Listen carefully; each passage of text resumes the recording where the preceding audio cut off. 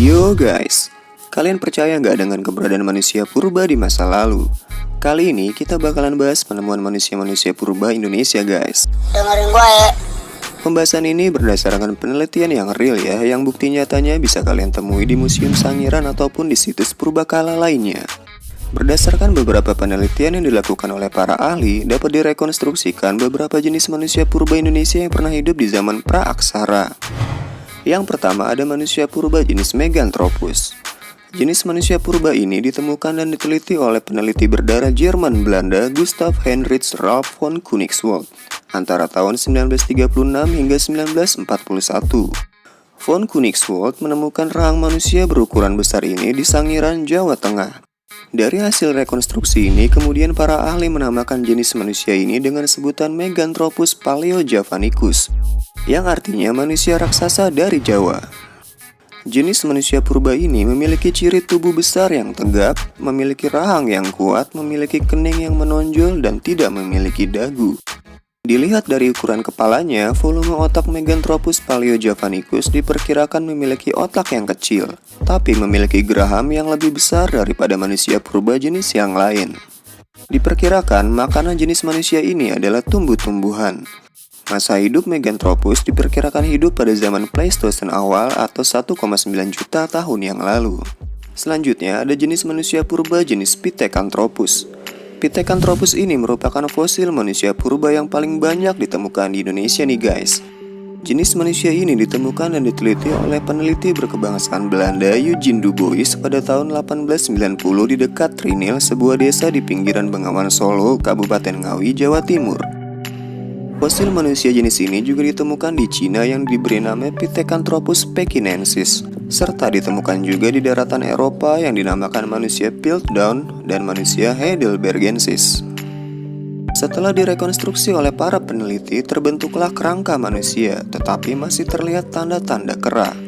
Oleh karena itu, jenis ini dinamakan Pithecanthropus erectus yang artinya manusia kera yang berjalan tegak.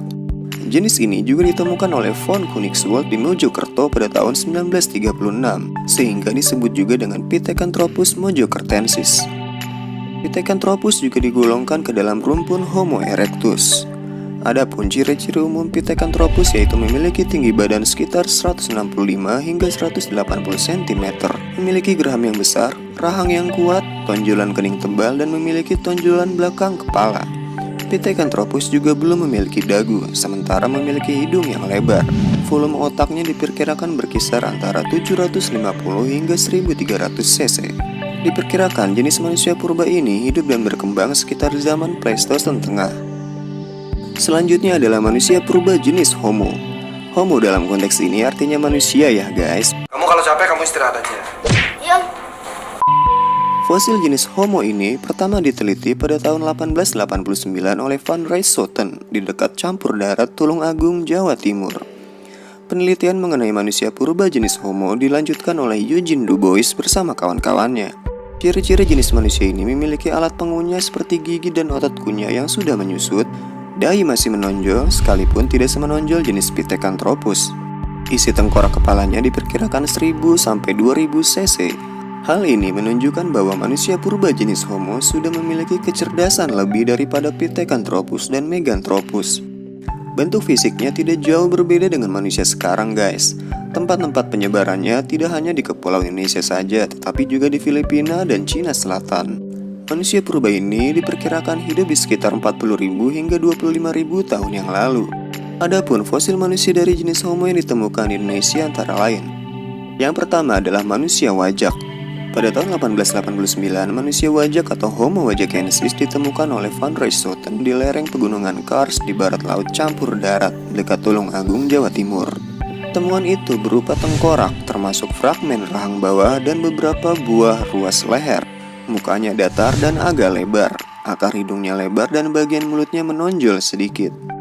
Dahinya agak miring dan di atas matanya ada busur kening, dan mempunyai volume otak 1630 cc. Manusia wajak sudah termasuk Homo sapiens, jadi sangat berbeda ciri-cirinya dengan Pithecanthropus guys. Selanjutnya adalah Homo soloensis. Fosil Homo soloensis pertama kali ditemukan oleh Terhak Oppenort dan van Koenigswald antara tahun 1931 hingga 1939. Fosil manusia jenis ini ditemukan di daerah Ngandong, Blora, di Sangiran, dan di Sambung Macan, Sragen, Jawa Tengah. Hasil temuannya berupa 11 fosil tengkorak, tulang rahang, dan gigi. Saat pertama kali ditemukan, fosil manusia purba ini digolongkan sebagai Homo sapiens dan diberi nama Homo soloensis oleh Oppenort. Homo soloensis diperkirakan hidup sekitar 900.000 hingga 300.000 tahun yang lalu. Selanjutnya ada Homo floresiensis atau biasa disebut dengan manusia liang bua. Liang bua bila diartikan secara harfiah merupakan sebuah gua yang dingin. Pengumuman tentang penemuan Homo floresiensis pada tahun 2004 sempat menggemparkan dunia ilmu pengetahuan, guys. Wow. Sisa-sisa manusia ini ditemukan di sebuah gua liang bua oleh tim peneliti gabungan Indonesia dan Australia. Manusia liang bua atau Homo floresiensis ditemukan oleh Peter Brown dan Mike Murwood bersama tim dari Pusat Penelitian Arkeologi Nasional pada bulan September 2003 di sebuah gua kapur di Ruteng, Manggarai, Flores, Nusa Tenggara Timur. Usia seri kerangka ini diperkirakan berasal dari 94.000 hingga 13.000 tahun yang lalu. Manusia liang bua memiliki ciri-ciri yang paling mencolok, yaitu postur tubuh yang hanya memiliki tinggi 100 cm saja atau sepinggang manusia dewasa. Makanya banyak yang menyebut manusia liang bua adalah hobbit dari Flores. Ciri lainnya yaitu memiliki tengkorak yang panjang dan rendah berukuran kecil dengan volume otak 380 cc saja. Oke guys, mungkin itu saja yang bisa kita bahas dalam episode kali ini. Dukung kami ya dengan cara subscribe channel ini, tinggalkan like dan komentar yang membangun. Sampai jumpa pada episode selanjutnya. Akhir kata salam, Jas Merah.